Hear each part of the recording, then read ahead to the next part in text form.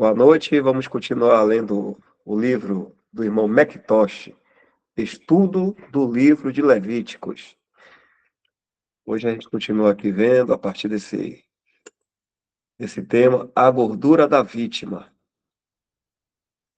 Imagem da excelência de Cristo em sua morte pelo pecado. Contudo, embora o objetivo principal na oferta de expiação do pecado seja mostrar o que Cristo se fez por nós, e não o que ele era em si mesmo, há um rito em relação a este símbolo que revela claramente a sua aceitabilidade pessoal por Jeová. Este rito é estabelecido nas seguintes palavras: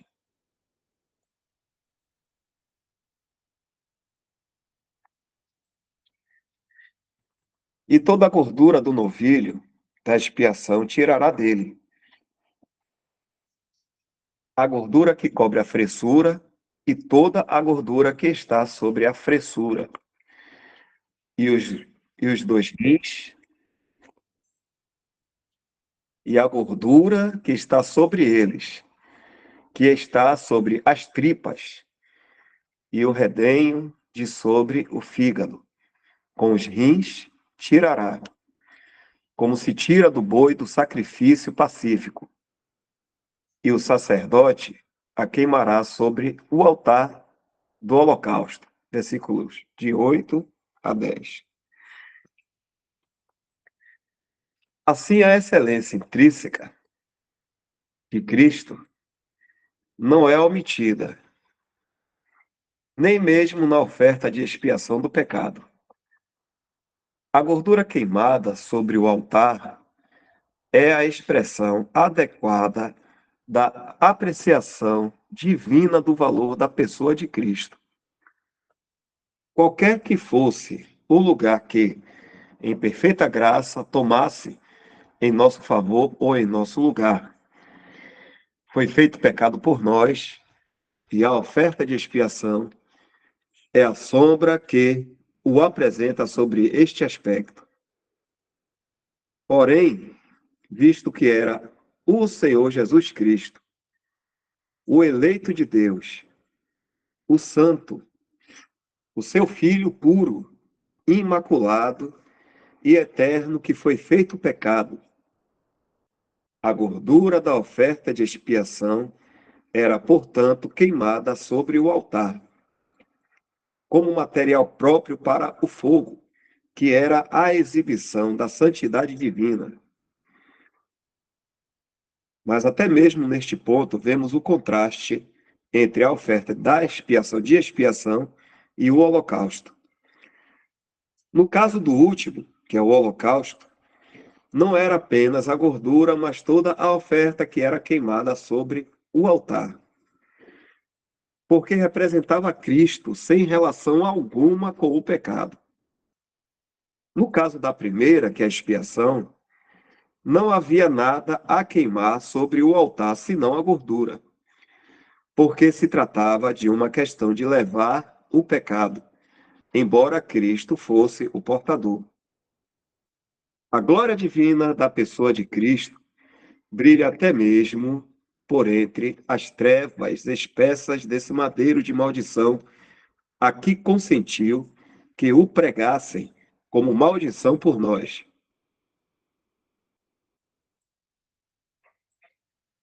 A aversão daquilo que, com o que, no exercício do amor divino, ele ligou a sua bendita pessoa na cruz, não podia evitar que o cheiro suave do seu valor subisse até ao trono de Deus.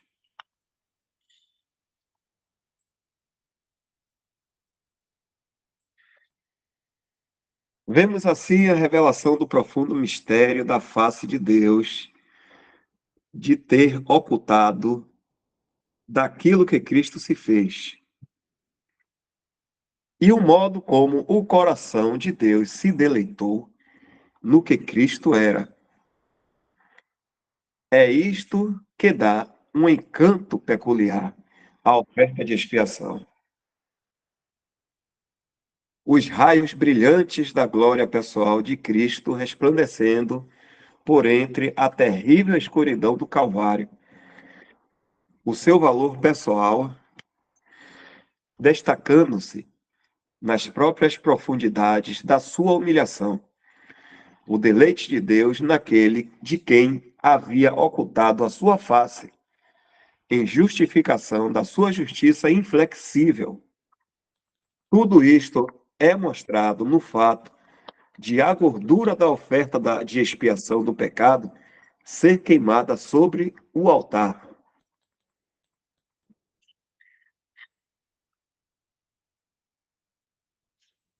O corpo da vítima é queimado fora do arraial.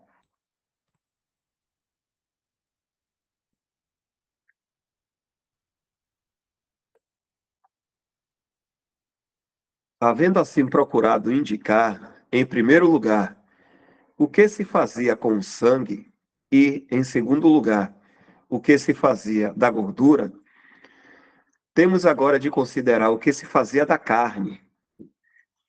Mas o couro do novilho e toda a sua carne, todo aquele novilho levará fora do arraial a um lugar limpo, onde se lança a cinza e o queimará com fogo sobre a lenha. Onde se lança a cinza, se queimará. Versículos 11 e 12.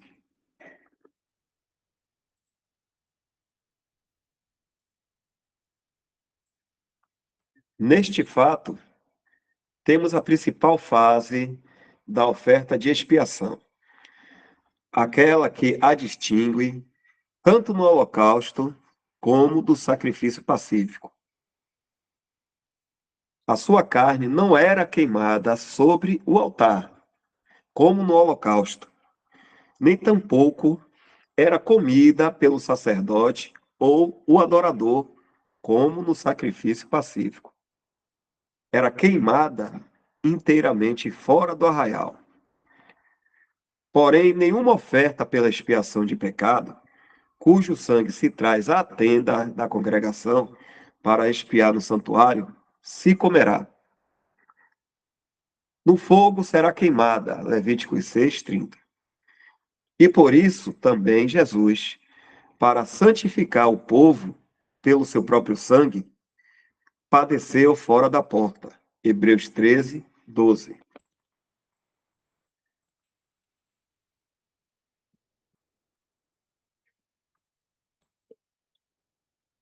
Uma aplicação para a prática, ou uma aplicação prática para o culto. Comparando o que se fazia do sangue com o que se fazia da carne ou do corpo do sacrifício, duas ordens de verdade se apresentam aos nossos olhos, isto é, o culto e o discipulado.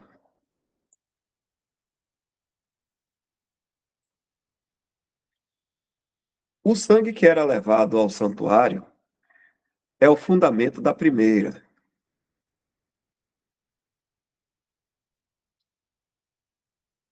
que é o culto. O corpo queimado, fora do arraial, é a base da segunda. Se eu não me engano, aqui ele está falando do discipulado. Primeira que é o culto. São duas coisas, né? Cadê? Duas ordens. Uma é o culto e a outra o discipulado. Vou ler aqui de novo.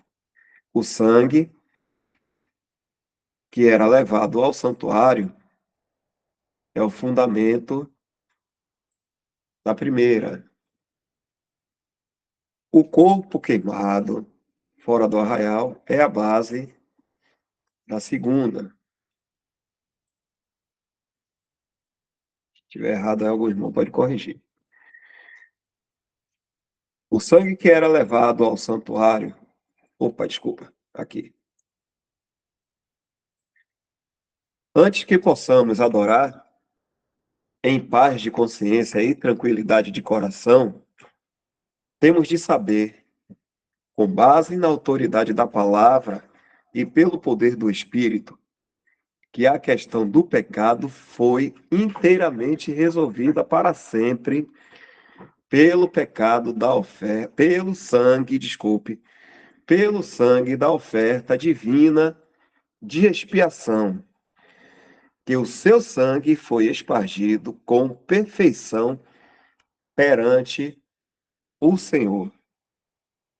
Isso aqui está falando para nós da salvação perfeita e garantida, porque não foi qualquer sangue que foi derramado para nos limpar de todos os nossos pecados. E nem tampouco existia nenhum outro sangue que poderia nos limpar de todo o pecado.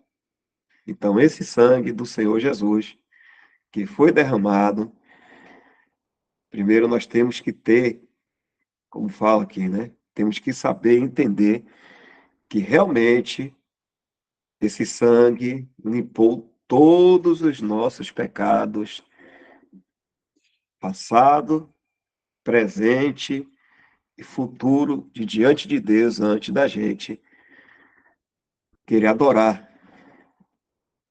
E o irmão fala, antes que possamos adorar em paz de consciência. A pessoa vai até adorar, mas se a pessoa não tranquila, achando que pode perder a salvação, achando que se ela pecar, ela vai perder, ou fizer alguma outra coisa, tipo assim, como já ouvi falar, né? Algum irmão deve saber melhor, ah, essas ameaças que existem nas religiões, se alguém não tiver naquela religião, se sair de lá, perde, desviou e perdeu a salvação, sei lá, eu já ouvi falar disso. Então a gente tem que olhar inteiramente para Cristo. Não existe nada, nem a gente mesmo, que possa.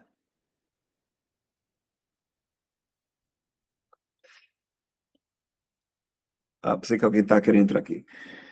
Não existe nada, nem a gente mesmo, que possa anular o poder do sangue de Cristo. Nada, nada, nada.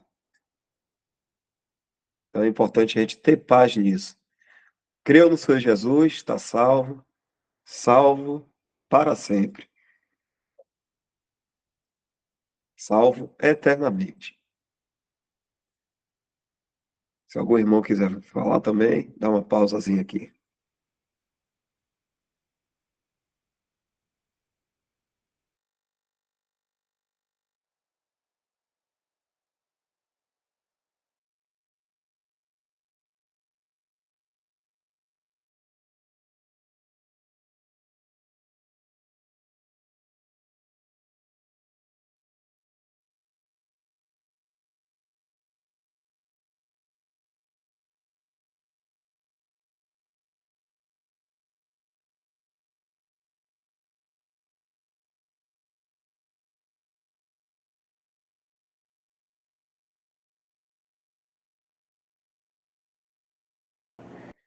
Continuar.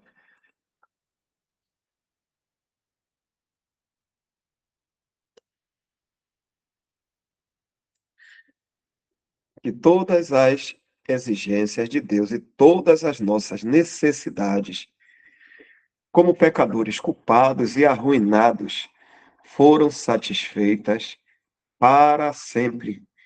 Este conhecimento da perfeita paz, e no gozo desta paz, adoramos a Deus. Quando um israelita da antiguidade havia oferecido a sua oferta de expiação, a sua consciência ficava em paz, tanto quanto esse sacrifício era capaz de dar paz. E verdade que era uma paz temporária, sendo fruto de um sacrifício temporário. Porém, é claro que qualquer que fosse o gênero de paz que o sacrifício podia proporcionar, o oferente podia desfrutá-la. Eu anoto aqui. O texto diz respeito unicamente a expiação de pecados em que o sangue era trazido para dentro do santuário. Havia ofertas pelo pecado, das quais Arão e seus filhos participavam. E tem as referências Levítico e Números.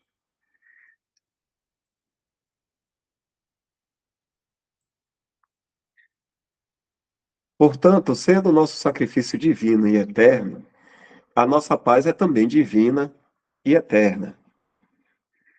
Assim como é o sacrifício tal, é o descanso baseado nele. Um judeu nunca poderia ter uma consciência eternamente purificada, simplesmente porque não tinha um sacrifício eternamente eficaz.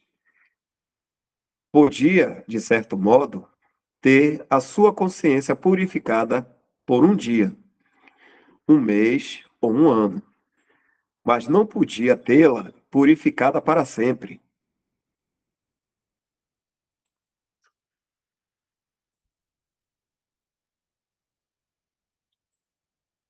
Mas, vindo Cristo, o sumo sacerdote dos bens futuros, por um maior e mais perfeito tabernáculo, não feito por mãos, isto é, não desta criação, nem por sangue de bodes e bezerros, mas por seu próprio sangue, entrou uma vez no santuário, havendo efetuado uma eterna redenção.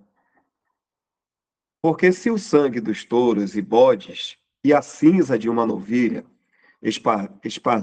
esparzida sobre os imundos os santificam, quanto à purificação da carne, quanto mais o sangue de Cristo, que pelo Espírito eterno se ofereceu a si mesmo imaculado a Deus, purificará a vossa consciência das obras mortas, para servirdes ao Deus vivo. Faz aqui a pergunta, né? Ele compara o sangue de bode, bezerro, que já, de uma certa forma, purificava, né? Santificava, na verdade, ali aqueles que sacrificavam. Quanto mais o sangue de Cristo, que era perfeito, não vai purificar a nossa consciência. Com certeza, para sempre, né? Temos aqui a exposição plena e explícita da doutrina. O sangue de bodes e bezerros proporcionava uma redenção temporária. O sangue de Cristo proporciona eterna redenção.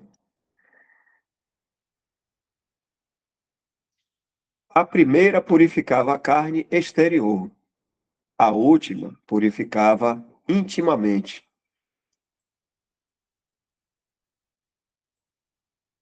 Aquela purificava a carne por algum tempo. Esta purificava a consciência para sempre. A questão anda toda à roda, não do caráter ou condição do ofertante, mas do valor do sacrifício. A questão não é, de modo algum, se um cristão é melhor do que um judeu, mas se o sangue de Cristo é melhor do que o sangue de um novilho. Seguramente é melhor. Melhor até que ponto? Infinitamente melhor. O Filho de Deus comunica toda a dignidade da sua pessoa divina ao sacrifício que ofereceu. E se o sangue de um novilho purificava a carne por um ano, quanto mais o sangue do Filho de Deus purificará a consciência para sempre. Se aquele tirava algum pecado, quanto mais este tirará o pecado.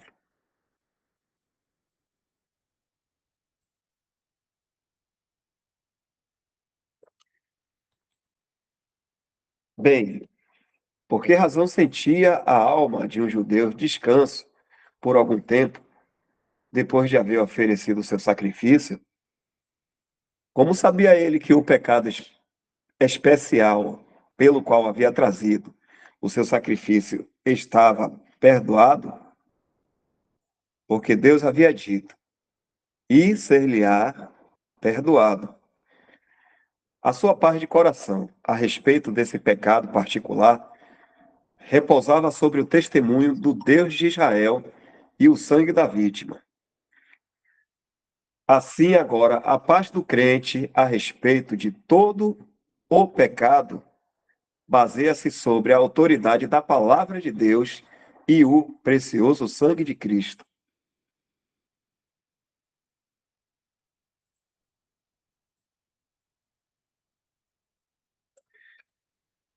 Se um judeu havia pecado e descuidava fazer a sua oferta de expiação tinha de ser cortado de entre o seu povo.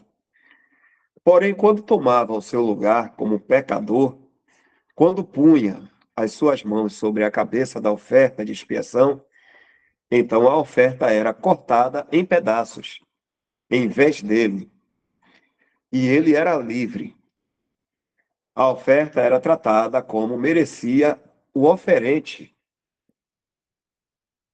e por isso, não saber que o seu pecado era perdoado seria fazer de Deus mentiroso e tratar o sangue da oferta de expiação divinamente indicada como nula.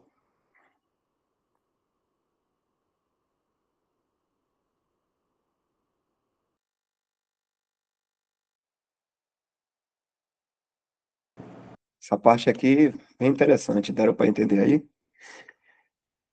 Questão da substituição, se algum irmão quiser comentar.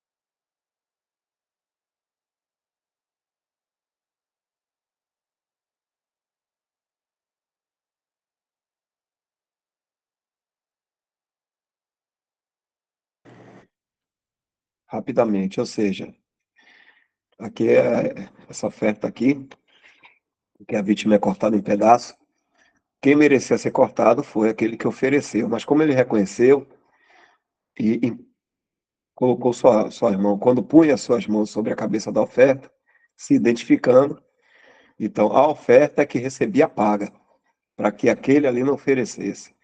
Foi o que Cristo fez. Ele recebeu a paga por nós.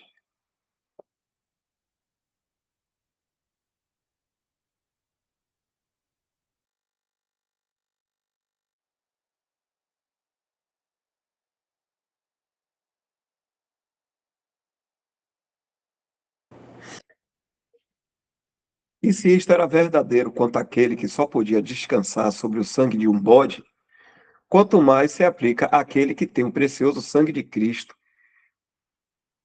para descansar.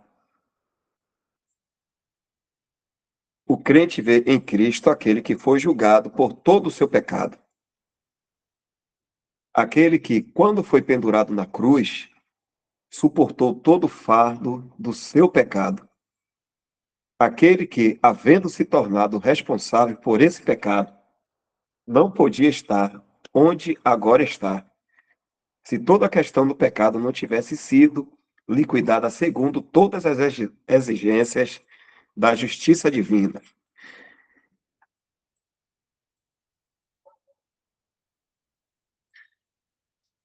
Cristo tomou de tal forma o lugar do crente na cruz, de tal maneira o crente se identificou com ele, de tal forma lhe foi imputado todo o pecado do crente, ali e então, que toda a questão da culpabilidade do crente, todo o pensamento da sua culpa, toda a ideia de exposição à ira ou ao juízo está eternamente posta de parte.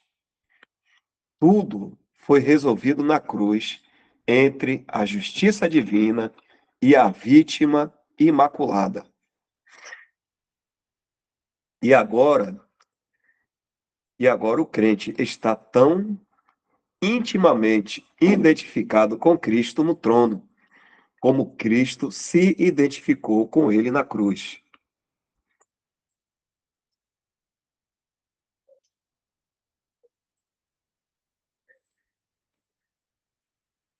A justiça não tem nenhuma acusação a fazer ao crente, porque não tem acusação alguma a fazer contra Cristo. A questão está, assim, liquidada para sempre. Se pudesse apresentar-se uma acusação contra o crente, seria pôr em dúvida a realidade da identificação de Cristo com ele na cruz e a perfeição da obra de Cristo a seu favor. Se quando o adorador da antiguidade regressava à sua casa, depois de haver oferecido a sua expiação, alguém o tivesse acusado do mesmo pecado pelo qual havia sido derramado o sangue da vítima do seu sacrifício, qual teria sido a sua resposta? Só poderia ser esta. Aí vamos ver aqui embaixo. Cristo, o antítipo.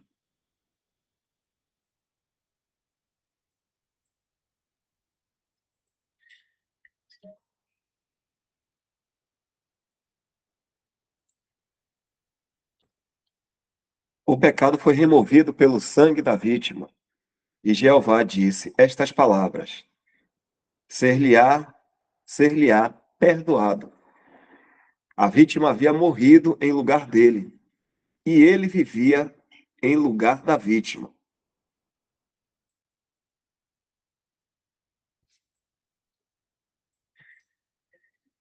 Tal era o tipo, pouco antes aqui, irmãos,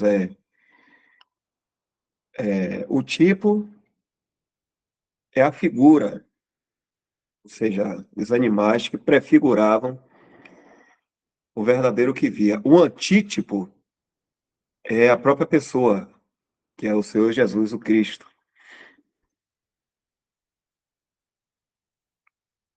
Tal era o tipo. E quanto ao antítipo, quando o olhar da fé descansa sobre Cristo, como o sacrifício de expiação, vê-o como aquele que, havendo tomado uma perfeita vida humana, deu essa vida na cruz, porque o pecado foi ali e então ligado por imputação com ele, com ela. Mas vê-o também como aquele que, tendo em si mesmo o poder da vida divina e eterna, saiu por meio dele do sepulcro e agora comunica esta sua vida de ressurreição, divina e eterna, a todos os que creem no seu nome. O pecado desapareceu, porque a vida a que foi ligado desapareceu. E agora, em lugar da vida a que fora ligado o pecado, todos os verdadeiros crentes possuem a vida a que está unida a justiça.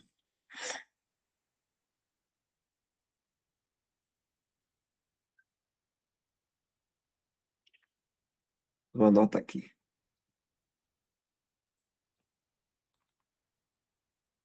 Temos um exemplo notavelmente belo na precisão divina das Escrituras em 2 Coríntios 5:21.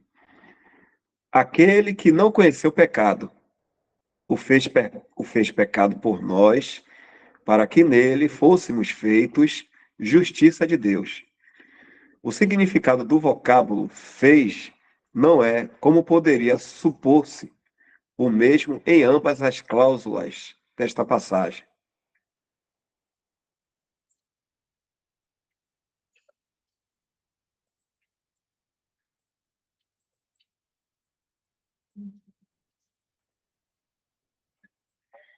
A questão do pecado nunca poderá ser levantada quanto à vida ressuscitada e vitoriosa de Cristo. mas é esta a vida que os crentes possuem. Não há outra vida. Tudo fora dela é morte, porque fora dela tudo está sob o poder do pecado. Aquele que tem o Filho tem a vida, e aquele que tem a vida tem a justiça também. As duas coisas são inseparáveis, porque Cristo é tanto uma como a outra. Se o juízo e a morte de Cristo na cruz foram realidades, então a vida e a justiça do crente são realidades. Se a imputação do pecado foi uma realidade para Cristo, a imputação da justiça ao crente é uma realidade. São tão reais uma como a outra. Porque se não fosse assim, Cristo teria morrido em vão.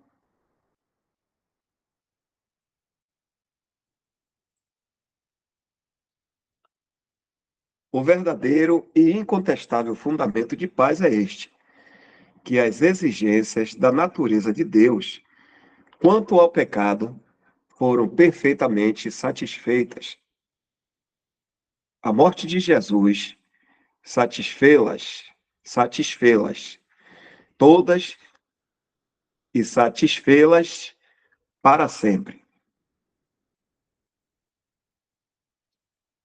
Qual é a prova disto para a consciência despertada? O grande fato da ressurreição.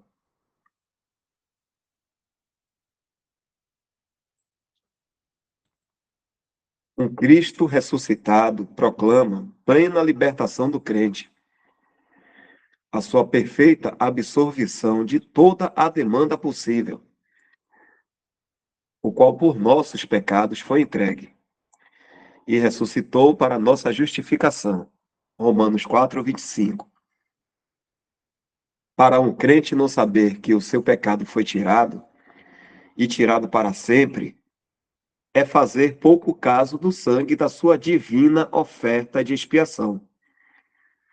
É negar que se fez perfeita apresentação, a aspersão do sangue 7 vezes perante o Senhor. Dá uma pausa aqui.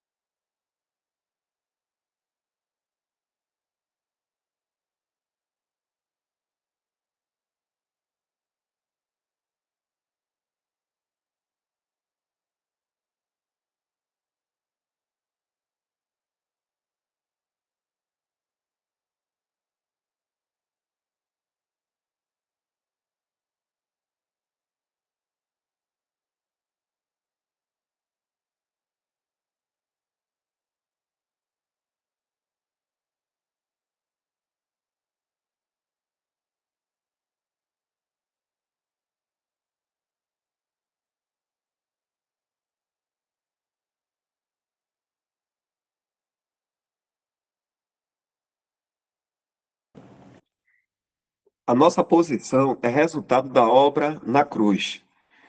E agora, antes de deixar este ponto fundamental que nos tem ocupado, desejo fazer um apelo sincero e solene ao coração e à consciência do leitor. Permita que lhe pergunte, prezado amigo, haveis sido induzido a descansar sobre este santo e feliz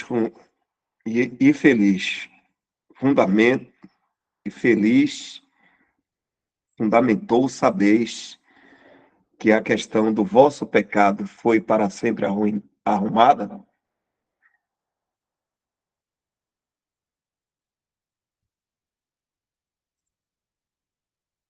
Haveis posto, mediante a fé, a vossa mão sobre a cabeça da vítima do sacrifício de expiação? Haveis visto o sangue expiatório de Jesus tirar toda a vossa culpa e arrojá-la às águas do esquecimento de Deus?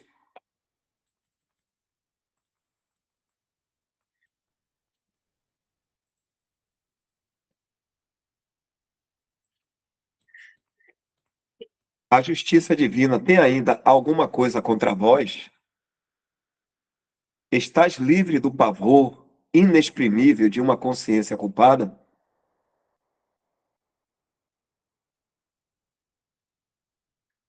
Não vos entregueis ao repouso, rogo-vos, antes de poderdes dar uma resposta feliz a estas interrogações.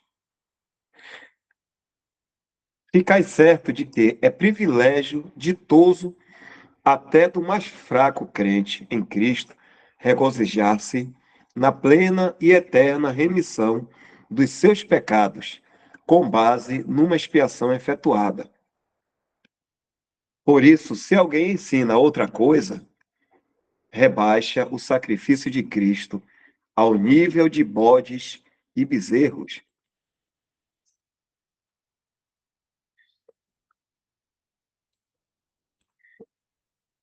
Se não podemos saber que os nossos pecados estão perdoados, então onde estão as boas novas do Evangelho? Um cristão não está em melhores circunstâncias quanto ao sacrifício de expiação do que um judeu? Este tinha o privilégio de saber que os seus interesses estavam assegurados por um ano por meio do sangue de um sacrifício anual.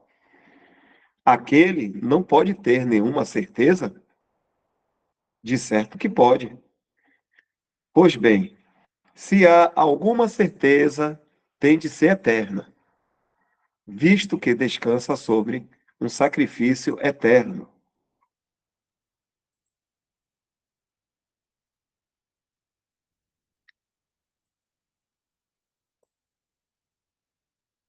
E isto é somente e isto somente é o fundamento de adoração.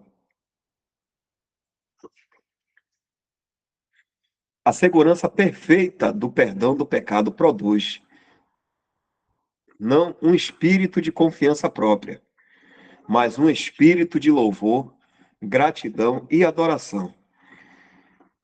Produz não um espírito, letra minúscula, né? Falando do homem, produz não um espírito de complacência própria, mas de gratidão pela complacência de Cristo. Que bendito seja Deus. É o espírito que há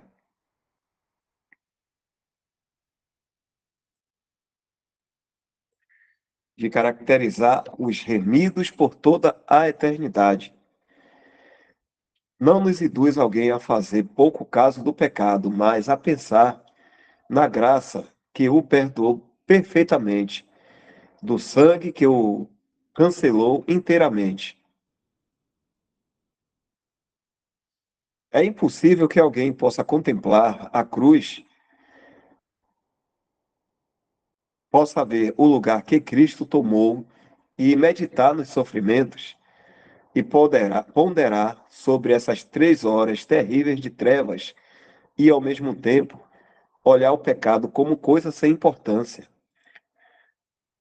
Quando todas estas coisas são compreendidas no poder do Espírito Santo, devem seguir-se dois resultados, a saber, horror do pecado, sob todas as suas formas, e amor verdadeiro por Cristo, o seu povo e a sua causa.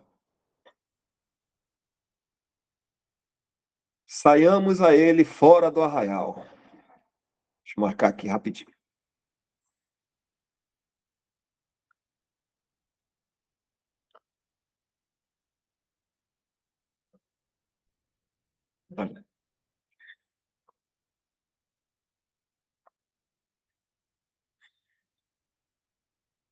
Consideremos agora o que era feito da carne ou corpo do sacrifício, no qual, como já foi acentuado, encontramos o verdadeiro fundamento de discipulado. Todo aquele novilho levará fora do arraial, a um lugar limpo, onde se lança a cinza, e o queimará com fogo. Levítico 4:12. Este ato deve ser encarado sob um duplo aspecto. Primeiro, como expressão do lugar que o Senhor Jesus tomou por nós, levando o pecado. Depois, como expressão do lugar para onde foi lançado, por um mundo que o havia rejeitado. E para este último ponto, que pretendo chamar a atenção do leitor. É fora aqui, esse último. Depois.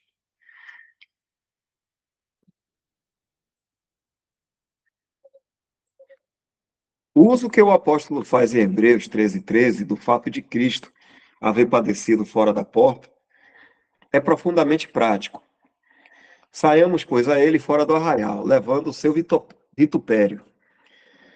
Se os sofrimentos de Cristo nos têm assegurado uma entrada no céu, o lugar onde ele sofreu representa a nossa rejeição pela terra.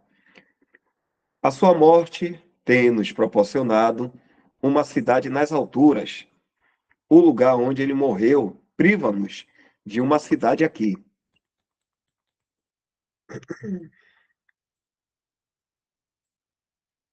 Ele padeceu fora da porta e fazendo, pôs de lado Jerusalém como centro das operações divinas. Não existe aquilo que poderíamos chamar um lugar sagrado na terra. Cristo tomou o seu lugar como o sofredor fora dos limites da religião deste mundo, da sua política e tudo que lhe pertence. O mundo aborreceu-o e lançou-o fora. Portanto, a Escritura diz: saiamos. Este é o lema. Este é o lema quanto a tudo que os homens levantem como arraial, não obstante o que esse arraial possa ser. Se os homens levantarem uma cidade santa, devemos procurar um Cristo rejeitado fora da porta. Se os homens levantarem um arraial religioso, qualquer que seja o nome que se lhe queira dar, saiamos dele a fim de encontrarmos o Cristo rejeitado. Não é que a cega superstição não possa escavar as ruínas de Jerusalém para nelas encontrar as relíquias de Cristo. Certamente que o fará e já o tem feito. Fingirá ter encontrado um honrado e honrado o sítio da sua cruz e do seu sepulcro.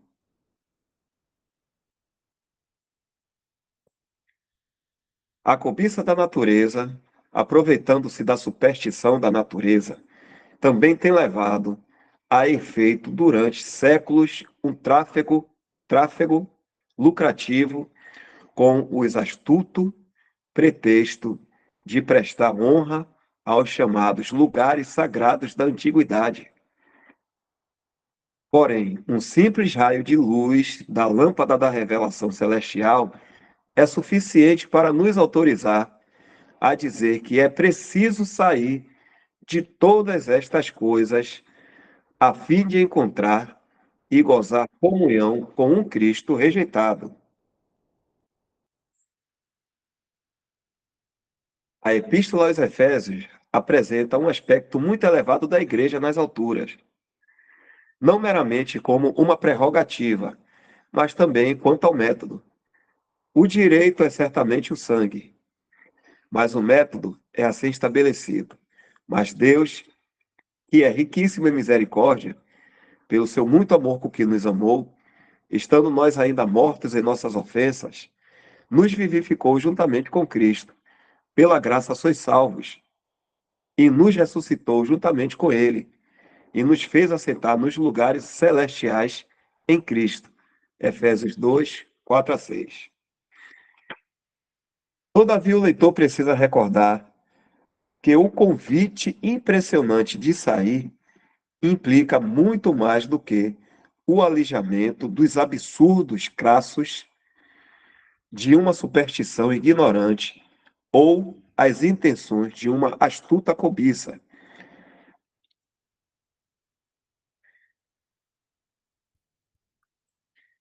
Há muitos que podem falar poderosa e eloquentemente em desabono dessas coisas,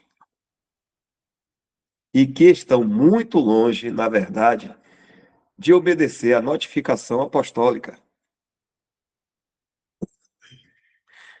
Quando os homens levantam um arraial e se reúnem em redor de um perdão embelezado com qualquer dogma importante de verdade ou alguma instituição valiosa, quando podem recorrer a um credo ortodoxo, a um plano de doutrina avançado e iluminado ou a um esplêndido ritual capaz de satisfazer as mais ardentes aspirações da natureza devocional do homem. Quando alguma ou todas estas coisas existem, é necessária muita inteligência espiritual para se discernir a força real e a própria aplicação da palavra, saiamos, e muita energia espiritual e decisão para se atuar de conformidade com ela. Contudo, deve-se atuar-se de conformidade com ela, porque é absolutamente certo que a atmosfera de um arraial, seja qual for o seu fundamento ou padrão, é destrutivo da comunhão pessoal com Cristo rejeitado. E nenhuma vantagem da chamada religião poderá jamais substituir a perda dessa comunhão. É propensão dos nossos corações caírem em formas fixadas. Este tem sido sempre o caso com a Igreja professa.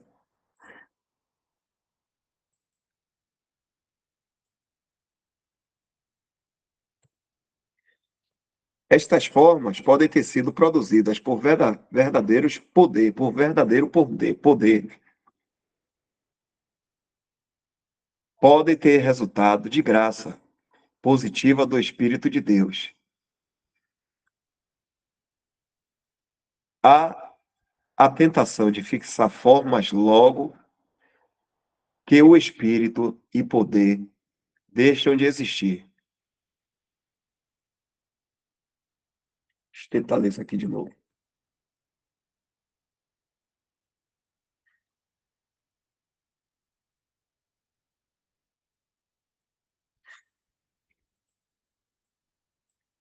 Há a tentação de fixar formas logo que o Espírito e poder deixam de existir. Isto é, em princípio, estabelecer um arraial. O sistema judeu podia vangloriar-se da sua origem divina.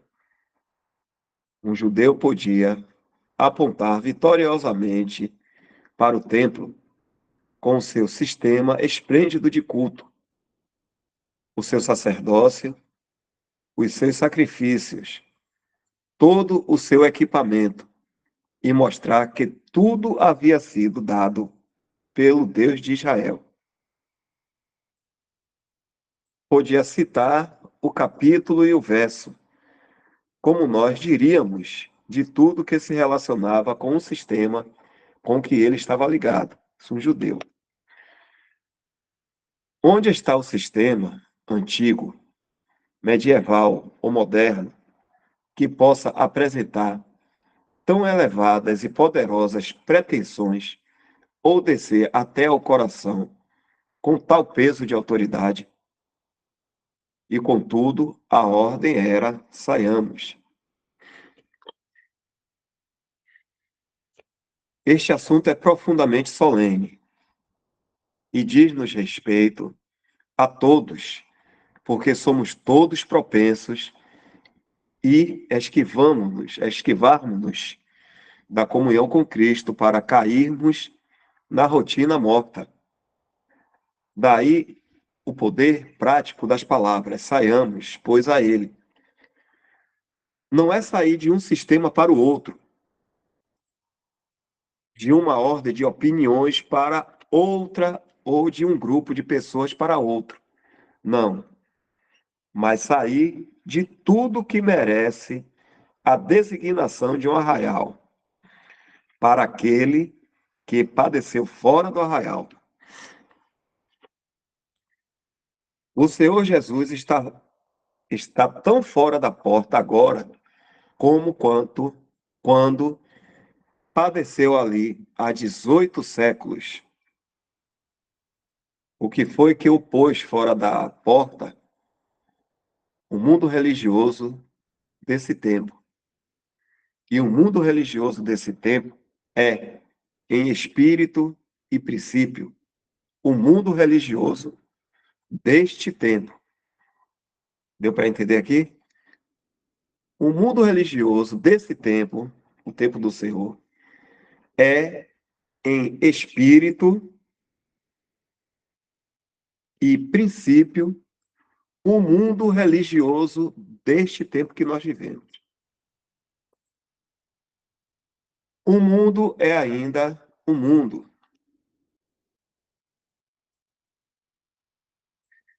Não há nada novo debaixo do sol. Cristo e o mundo não são um. O mundo cobriu-se com a capa do cristianismo, porém fê-lo para que para que o seu ódio contra Cristo possa desenvolver-se em formas implacáveis. Não nos enganemos. Se andarmos com um Cristo rejeitado, teremos de ser um povo rejeitado. Se o nosso mestre padeceu fora do arraial, nós não podemos esperar reinar dentro do arraial. Se andarmos nas suas pisadas, aonde nos conduzirão elas? Não. Seguramente às altas posições deste mundo, sem Deus e sem Cristo.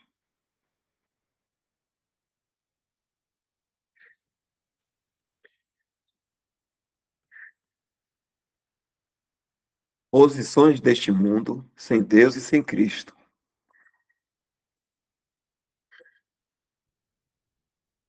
Ele é um Cristo desprezado, um Cristo rejeitado, um Cristo fora do arraial. Ó, saiamos, pois a ele, levando o seu vitupério. Não nos deixemos envolver com a luz do favor deste mundo, visto que crucificou e ainda aborrece com ódio implacável o ente amado a quem devemos tudo quanto possuímos no presente e na eternidade, e que nos ama com um amor que as muitas águas não poderiam apagar. Não aceitemos, quer direta, quer indiretamente, aquilo que se cobre com o seu nome sagrado, mas que, na realidade, odeia-o,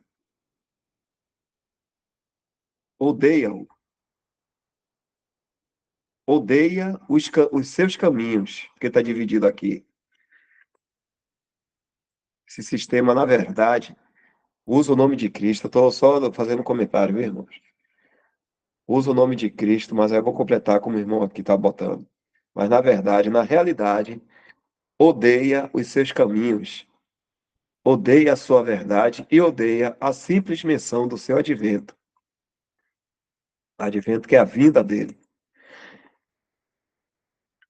Sejamos fiéis ao nosso Senhor ausente. Vivamos para aquele que morreu por nós, enquanto as nossas consciências repousam sobre o seu sangue, que os afetos dos nossos corações se enlacem em redor da sua pessoa, de sorte que a nossa separação deste presente século mal não seja meramente um coro de princípios frios, mas uma separação afetuosa, porque o objeto das nossas afeições não se encontra aqui. Que o Senhor nos liberte da influência deste egoísmo sagrado e prudente, tão comum no tempo presente, que não pode estar sem religião, mas que é inimigo da cruz de Cristo. O que nós necessitamos para podermos resistir com êxito a essa forma terrível de mal não são formas de ver peculiares, ou princípios especiais, ou teorias singulares, ou uma fria exatidão intelectual. Necessitamos de uma profunda devoção pela pessoa do Filho de Deus, uma inteira consagração de nós próprios, de alma, corpo e espírito, ao seu serviço, e de um ardente desejo do seu glorioso advento. Estas são, prezado leitor, as necessidades especiais dos tempos em que vivemos. Não quererá, portanto, unir-se do profundo do seu coração ao grito: Ó Senhor, vivifica a tua obra, completa o número dos teus eleitos, apressa o teu reino. Vem, Senhor Jesus.